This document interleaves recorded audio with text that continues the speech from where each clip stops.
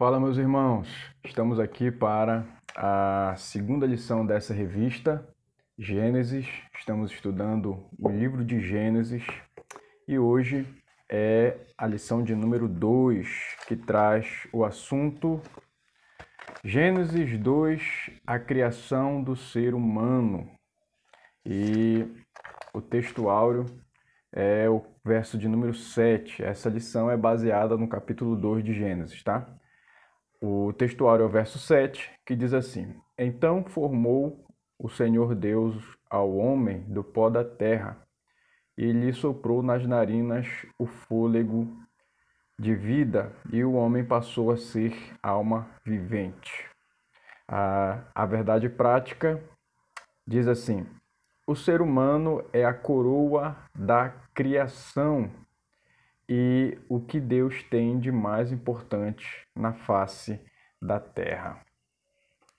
A nossa leitura bíblica é o capítulo 2 de Gênesis. Nós vamos iniciar a partir do verso 4 até o final, tá bom? Até o final do capítulo. Vamos fazer a leitura? Eu vou colocar também na tela para você acompanhar. Esta é a gênese dos céus e da terra quando foram criados, quando o Senhor Deus os criou. Não havia ainda nenhuma planta do campo na terra, pois ainda nenhuma erva do campo havia brotado, porque o Senhor Deus não tinha feito chover sobre a terra. E também não havia ninguém para cultivar o solo. Mas uma neblina subia da terra e regava toda a superfície do solo. Então o Senhor Deus formou o homem do pó da terra e lhe soprou nas narinas o fôlego de vida, e o homem se tornou um ser vivente. E o Senhor Deus plantou um jardim no Éden, na direção do Oriente, e pôs nele o homem que havia formado. Do solo, o Senhor Deus fez brotar todo tipo de árvores agradáveis à vista e boas para alimento, e também a árvore da vida no meio do jardim e a árvore do conhecimento do bem e do mal. E um rio saía do Éden para regar o jardim, e de lá se dividia, repartindo-se em 4 braços. O nome do primeiro é Pissom, que rodeia a terra de Avilá, onde há ouro, e o ouro dessa terra é bom. Também se encontram lá o bidélio e a pedra de ônix. O nome do segundo rio é Gion, é o que rodeia a terra de Cush. E o nome do terceiro rio é Tigre, é o que corre pelo leste da Síria. E o quarto rio é o Eufrates. O Senhor Deus tomou o homem e o colocou no jardim do Éden para cultivar e o guardar. E o Senhor Deus ordenou ao homem: de toda a árvore do jardim você pode comer livremente, mas da árvore do conhecimento do bem e do mal você não pode comer, porque no dia em que dela comer, você certamente morrerá. O Senhor Deus disse ainda: não é bom que o homem esteja só. Farei para ele uma auxiliadora que lhe seja semelhante a ele. Havendo, pois, o Senhor Deus formado da terra todos os animais do campo e todas as aves dos céus, trouxe-os a Adão para ver que nome lhes daria.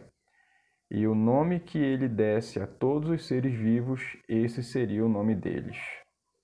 O homem deu nome a todos os animais domésticos, às aves dos céus e a todos os animais selvagens, mas para o homem não se achava uma auxiliadora que fosse semelhante a ele. Então o Senhor Deus fez cair um pesado sono sobre o homem, e este adormeceu. Tirou-lhe uma das costelas e fechou o lugar com carne.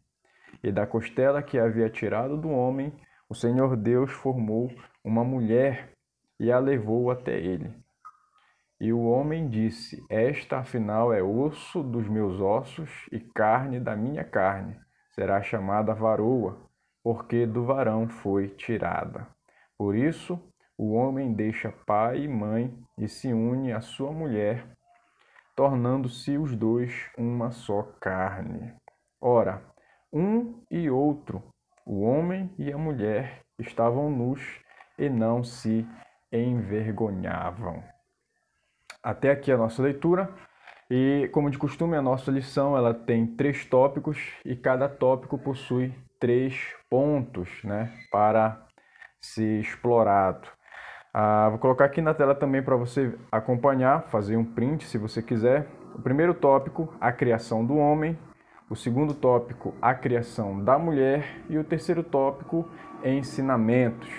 Essa é a nossa lição de hoje. Lembrando que eu vou deixar aqui na descrição do vídeo o link da primeira lição, o início de tudo, essa é a segunda, né? E eu vou deixar também no link aqui na descrição desse vídeo o site o site da PEC, para você poder adquirir a sua revista, caso você não tenha, né? Você pode entrar em contato pelo telefone ou pelo site, fazendo o cadastro, você pode baixar em PDF ou entrar em contato pelo telefone para você se dirigir até uma das lojas da CPAD para fazer a aquisição da sua revista.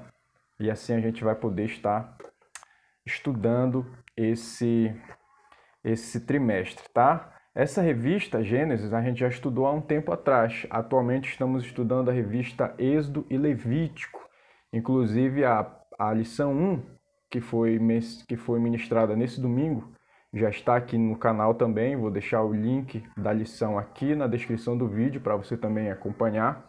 E, paralelamente, nós estamos estudando essa revista Gênesis, que fala sobre o início de todas as coisas, né? Então, se você é novo aqui no canal, quero te pedir, se inscreve, deixa aí o seu like e compartilha também para os seus amigos, né? Para os irmãos da igreja, no grupo do WhatsApp, no Facebook. Nos ajude a divulgar esse trabalho para que esse canal cresça e o evangelho seja cada vez mais divulgado. E assim o nome do nosso Deus também será glorificado, tá bom? Você que já é inscrito, você que já nos acompanha, muito obrigado pela sua companhia e pela sua confiança de estar com a gente aí todo esse tempo, né? Desde já também já quero pedir, deixa aqui nos comentários uma crítica, uma pergunta, né? Uma sugestão. Fique à vontade, tá? Nós somos irmãos e nós estamos aqui para ajudar uns aos outros. E eu preciso também do seu feedback, né? Saber o que você está achando das aulas que são aqui ministradas. Beleza? Então vamos entrar na lição. Primeiro tópico é a criação do homem. A criação ocorre em etapas até chegar ao seu ponto culminante, a criação do ser humano no 6º dia. E aqui o ponto 1 do primeiro tópico diz: o método da criação, baseado no verso 26 do capítulo 1. Diz assim: também disse Deus, façamos o homem à nossa imagem, conforme a nossa semelhança. Tenha ele domínio sobre os peixes do mar, sobre as aves dos céus, sobre os animais domésticos, sobre toda a terra e sobre todos os répteis que rastejam pela terra. Isso é muito importante e não pode passar desapercebido, né? Para o surgimento da vida marinha, Deus disse, produzam as águas. Para o surgimento da vida animal, disse, produza a terra. Mas para o aparecimento do homem, a linguagem muda radicalmente e adquire solenidade. Façamos o homem à nossa imagem, conforme a nossa semelhança. Merece destaque o fato de que somente na criação do homem Deus usou a expressão façamos conforme a nossa... Façamos conforme, né? É aqui a diferença. A diferença na fraseologia é significativa e reveladora da grandeza única do ser humano.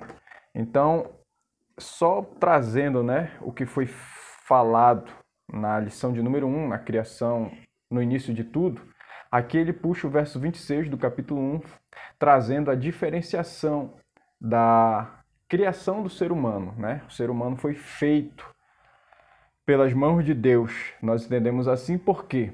Porque todas as outras criaturas ou todos os outros elementos da criação, Deus falou e ouve. Mas para a criação do homem, para a formação do homem, Deus não falou e aí apareceu o homem. né? Deus fez o homem. E aqui nós vamos nos aprofundar mais nesse ponto. E aqui o ponto 2 do tópico 1 diz: a constituição humana, que é o verso 7 do capítulo 2 de Gênesis. Então formou o Senhor Deus ao homem do pó da terra. Ele soprou nas narinas o fôlego de vida, e o homem passou a ser alma vivente. O texto revela que o Senhor Deus formou o homem do pó da terra. O termo pó do hebraico é afar, usado para a parte mais fina da terra. Viemos da terra e estamos ligados a ela. A palavra hebraica traduzida por homem é Adão. É um termo com significado coletivo, né? Se referindo à humanidade e não ao homem individualmente. A constituição humana é composta de duas etapas, a parte material e a parte imaterial. Fisicamente, somos pó, nada mais. Não temos consciência nenhuma para nos orgulharmos do que somos. Não existe no corpo humano qualquer elemento químico que não possa também ser encontrado na Terra. No fim, fisicamente, todos seremos reduzidos ao que somos, o pó, né? Conforme o Salmo 90, verso 3 e também Eclesiastes, capítulo 3, verso 2. Aqui então vai falar a respeito da formação do homem, né? A Bíblia vai narrar a história da criação e vai dizer que o homem foi feito do pó da terra, né? Aquela parte mais fina, o pó, né? Não especificamente o barro, não especificamente a terra, mas o pó da terra, aquela parte mais delicada, mais fina. E aí essa foi a matéria-prima que Deus ele utilizou para a formação do homem. Aqui na continuação do comentário tem uns dados biológicos que são muito importantes, que são relevantes e também surpreendentes. Eu vou ler para você aqui, ó. São 206 ossos, 640 músculos e 3 bilhões de fibras nervosas. No interior dessa joia da engenharia divina, o coração de 250 gramas aproximadamente bombeia sangue através de 96 mil quilômetros de veias, suficientes para, se alinhadas, né, darem 2,5 voltas em torno da Terra.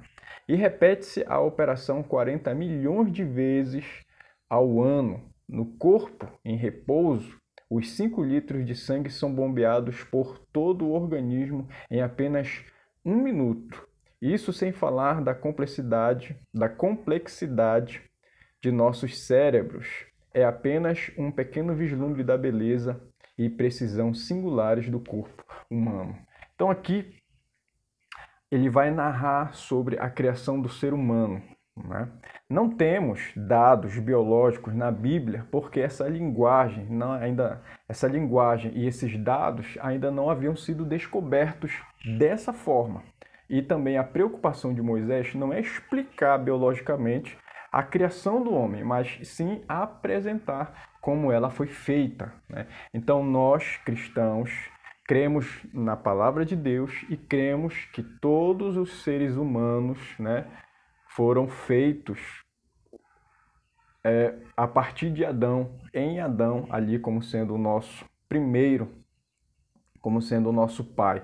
Então cremos que Deus criou o homem, né? Ele não evoluiu, não é uma evolução, mas sim ele foi feito perfeito e completo, único, diferente de todas as outras criaturas. Aqui nós vamos para o ponto 3 do primeiro tópico, imagem e semelhança de Deus, verso 27 do capítulo 1. Criou Deus, pois, o homem, a sua imagem, a imagem de Deus o criou, homem e mulher os criou. De tudo que existe conhecido na Terra, nada se parece mais com Deus do que o ser humano. Por essa razão, a maior expressão de amor a Deus é servir e amar as pessoas. O ser humano, homem e mulher, foi criado à imagem e semelhança de Deus. Então aqui nós vamos ver alguns pontos em que o homem é semelhante a Deus, né? Visto que na Bíblia fala que nós fomos feitos à imagem e à semelhança de Deus. Não somos iguais a Deus, mas somos semelhantes a Ele. E aqui possui 3 aspectos. Primeiro, personalidade, inteligência, sentimento e vontade. Nós somos os únicos seres que temos esse aspecto. Personalidade, inteligência, sentimento e vontade. Você não vai encontrar isso em nenhuma outra criatura. Segundo aspecto, moralidade e capacidade de fazer escolhas sendo responsável por elas. Isso envolve a razão, né? Racionalidade. E terceiro, espiritualidade, ser capaz de se comunicar e ter comunhão consciente com o Criador. Essas 3 coisas são exclusivas do ser humano. Aqui, entre outras coisas, essas 3 características aqui, esses 3 pontos, mostram a semelhança que nós temos com Deus, por Ele nos fazer diferente de qualquer outra criatura. Aqui entrando no segundo tópico, a criação da mulher. Deus tomou uma costela do homem e fez a mulher. Assim como ele, a mulher também é obra exclusiva do Criador. Apenas mudou-se a matéria-prima. Primeiro ponto aqui do segundo tópico, a constatação divina. Gênesis capítulo 2, verso 18. Disse mais o Senhor Deus, não é bom que o homem esteja só, far-lhe-ei uma auxiliadora que lhe seja idônea. A constatação da solidão humana é feita pelo Criador, pelo próprio Criador. Não é bom que o homem esteja só, né? Disse Deus. O Criador percebeu que o homem precisava de alguém que lhe proporcionasse a companhia ideal. Acima de Adão estava Deus, abaixo dele a criação, mas ao seu lado não havia ninguém. O princípio oposto, não é bom que o homem esteja só. Princípio exposto, perdão. Ultrapassa os limites do casamento e alcança toda a unidade familiar, devendo ser observado por todos os seus membros em relação uns aos outros. Família é lugar de companheirismo. Casamento tem muitas finalidades, mas as maiores certamente são a completude e companhia. No casamento sadio, o eu é substituído pelo nós e o meu pelo nós. Então aqui é o princípio da criação da mulher e também mostra o propósito pelo qual ela foi feita, pelo qual ela foi criada, né? A mulher foi feita para estar com o homem. Uma vez alguém me perguntou, o homem ou a mulher, né, ele é completo em si? Sim, ele é completo. O homem é completo, a mulher é completa. Um pode viver independente do outro, mas no âmbito familiar, um depende do outro. E, biblicamente, o homem foi feito para estar com a mulher. E a mulher foi feita para estar com o homem, né? Os dois são completos em si, mas eles se complementam. No âmbito familiar, um depende do outro. Então aqui existe o princípio da criação da mulher. Para que a mulher foi feita? Né? Para estar com o homem. Por quê? Porque não é bom que o homem esteja só. E também podemos aplicar isso à mulher. Não é bom que a mulher esteja só. Aí você pode perguntar, pastor, é obrigado então o homem casar ou a mulher casar? Não é obrigado. Se ela ou ele quiser ficar solteiro, não tem problema. Mas para constituir família, o homem tem que estar com a mulher e a mulher tem que estar com o homem. Ponto 2 aqui do segundo tópico, tirada do homem. Verso de número 21. Então o Senhor Deus fez cair pesado sono sobre o homem, e este adormeceu, tomou uma das suas costelas e fechou o lugar com carne. O homem foi feito a partir do pó, mas a mulher Deus fez a partir do homem. Ambos, homem e mulher, são iguais perante Deus, possuindo a mesma honra, a mesma dignidade, o mesmo valor e a mesma posição, mas sexos diferentes. Tanto o feminismo como o machismo são deturpações do projeto divino. É sugestivo o fato de a mulher não ser tirada da cabeça nem dos pés. Ao tirar a mulher da costela, do homem, Deus evidencia que os dois no casamento se complementam. A mulher não é inferior ao homem, nem mero suporte do homem, mas seu complemento e o centro dos seus afetos. São mutuamente dependentes. Ela deriva dele, mas ele precisa dela, conforme Coríntios, capítulo 11, verso 11 e o verso 12. Então aqui a mulher, ela foi tirada do homem. A mulher faz parte do homem. E assim como todo homem, né, fora Adão, todo homem depois foi nascido de uma mulher. Portanto, também deve a sua vida à mulher. O machismo e o feminismo são dois extremos onde eles colidem em ambições, porque um dá supremacia ao homem, o outro dá supremacia à mulher. Então, o que eles fazem? Eles conflitam e entram em guerra. E isso é uma deturpação dos valores divinos. Por quê? Porque a mulher não foi feita para estar em guerra com o homem, e o homem não foi feito para estar em guerra com a mulher, e sim para se complementarem uns aos outros, né?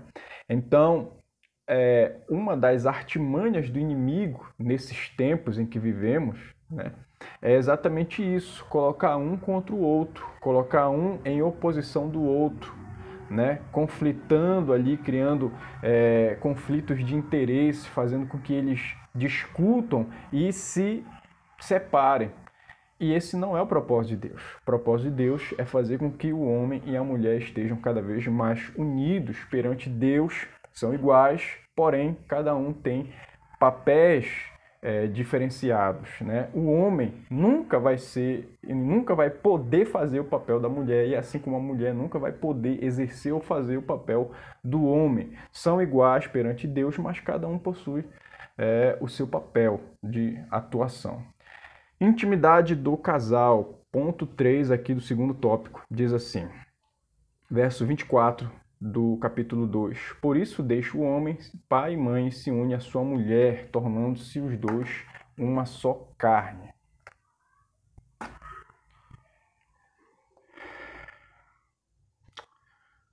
Não havia em toda a criação ninguém que lhe correspondesse.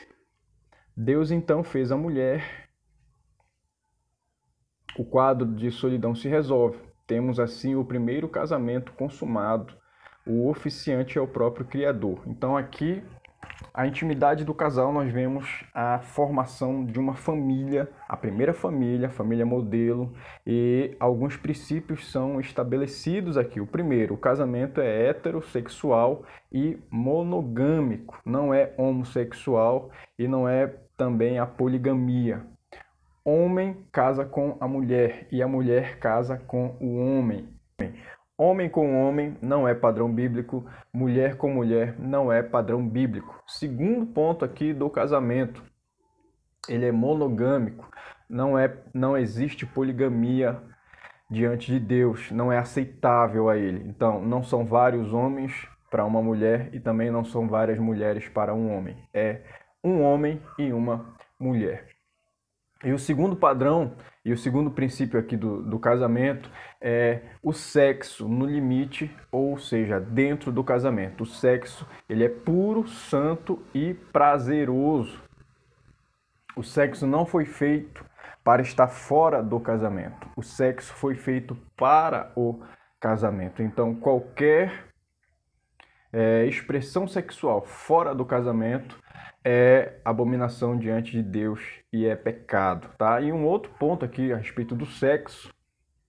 O primeiro é que ele foi feito para o casamento, e o segundo, na questão de gênero, o sexo ele é definido biologicamente, tá? O homem, ele nasce homem, a mulher nasce mulher, não é opcional. Eu sou homem, mas eu quero ser mulher. Isso biblicamente não é concebível e não existe, tá? Não tem a ver com sentimento, tem a ver com a biologia da pessoa. Então esses dois princípios aqui são estabelecidos. E aqui nós vamos para o último ponto, ensinamentos. Falamos da criação do homem, da criação da mulher, e agora vamos falar sobre alguns ensinamentos a respeito disso.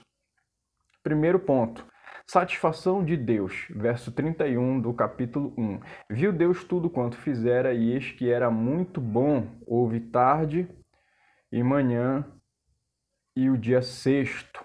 O mundo todo, enquanto criação, é bom. O arquiteto e executor foi meticuloso e cheio de esmeros. Cada etapa era acompanhada da avaliação. Isso era bom. Deus avaliou e aprovou seu trabalho ao final de tudo, no sexto dia. Deus expressa um superlativo muito bom. A ideia é de alguém que, completando ou finalizando um projeto, olha para tudo ou para o todo e diz: gostei. O mundo que Deus fez e ao qual nos destinou é maravilhoso. O Deus perfeito não comete erros. Tudo é feito conforme a sua vontade e dentro do mais rigoroso senso estético e funcional. Então, a criação de Deus, se você ler o Gênesis, no capítulo 1 e no 2, a criação ela é perfeita. Tudo funciona conforme Deus estabeleceu para que funcionasse, tá? Os problemas vêm depois, a partir do capítulo 3 de Gênesis. Segundo ponto aqui, do tópico 3, função e propósito do homem. O homem, ele possui uma função e um propósito definido. Assim como a mulher foi feita com um propósito e uma função definida, assim também o homem. Verso 8 do capítulo 2 diz assim: plantou o Senhor Deus um jardim no Éden, na direção do Oriente, e pôs nele o homem que havia formado. O autor de Gênesis apresenta Deus plantando um lindo jardim para suas novas criaturas. Na tradução para o grego, na Septuaginta, usa a expressão paraíso. Não se tratava de um estado, mas de um lugar físico. Ao colocar lá o homem, Deus lhe deu uma missão dupla: lavrar e cuidar, tá? O trabalho não é invenção do diabo, como pensam alguns. Tampouco deve ser visto como maldição resultante do pecado. Ele está dentro do propósito de Deus para o homem, mas a função do homem não é apenas terrena. Então aqui, a queda do homem vai acontecer a partir do capítulo 3. Mas aqui ainda é o capítulo 2. A criação ela está perfeita, ela está concluída e acabada. E aqui já existe o trabalho. O trabalho não é uma consequência do pecado. O trabalho não é um castigo, mas faz parte da criação do homem, da criação divina. Então o homem ele possui trabalho. Ele possui uma finalidade. E aqui ele coloca como sendo duas.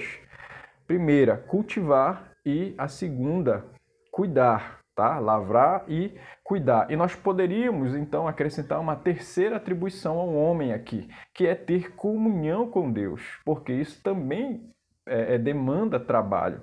Então, o homem, ele possui essas três, não vamos nos aprofundar, mas ele possui essa demanda, tá? Assim como a mulher também, É responsabilidade do homem e também da mulher, por ser a ajudadora do homem. E o ponto 3 aqui é a mordomia cristã do planeta. Verso 15 do capítulo 2. Tomou, pois, o Senhor Deus ao homem e o colocou no jardim do Éden para cultivar e guardar. Esse é outro ensinamento implícito. Mas, claro que no relato da criação, mordomia cristã é como chamamos a responsabilidade de cada cristão em relação à administração dos bens espirituais e materiais outorgados. A Bíblia deixa claro que somos mordomos de Deus na terra e deveríamos ser mais gratos e valorizar e preservar sem idolatrar a criação de Deus. Então aqui é o último ponto, a mordomia cristã. Desde o princípio, Deus criou as coisas com perfeição e colocou o homem ali como sendo o dominador, o gerente, o administrador de todas as coisas. E a responsabilidade do homem e da mulher, do ser humano, em cuidar do planeta, em cuidar da terra, em cuidar da natureza, como forma de gratidão e também com um senso de responsabilidade, porque nós saímos da natureza, do pó da terra, conforme diz o relato bíblico. Então, nós devemos a nossa materialidade à terra. Então, é nossa responsabilidade cuidar e preservar. Não devemos idolatrar como o paganismo, né, cultua a natureza. Não devemos cultuar a natureza.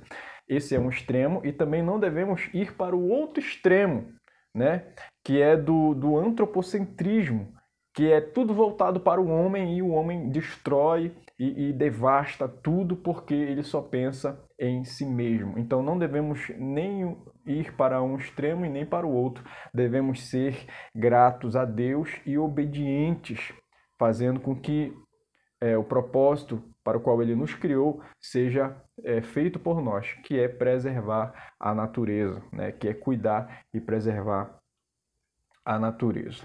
A aplicação pessoal diz assim: considerando a excelência da criação do ser humano e a sua missão na Terra, como mordomo e representante de Deus, como temos vivido? Então aqui fica para a nossa reflexão essa aplicação pessoal. Como você tem vivido? Você tem preservado a terra onde você vive? Porque uma das responsabilidades que o Senhor nos outorgou, né, nos deu, é exatamente essa, de preservar o lugar onde nós estamos. Então, aqui nós encerramos a lição de número 2 e Deus te abençoe, compartilhe os nossos vídeos, se inscreve no nosso canal e até o próximo encontro. Fica na paz.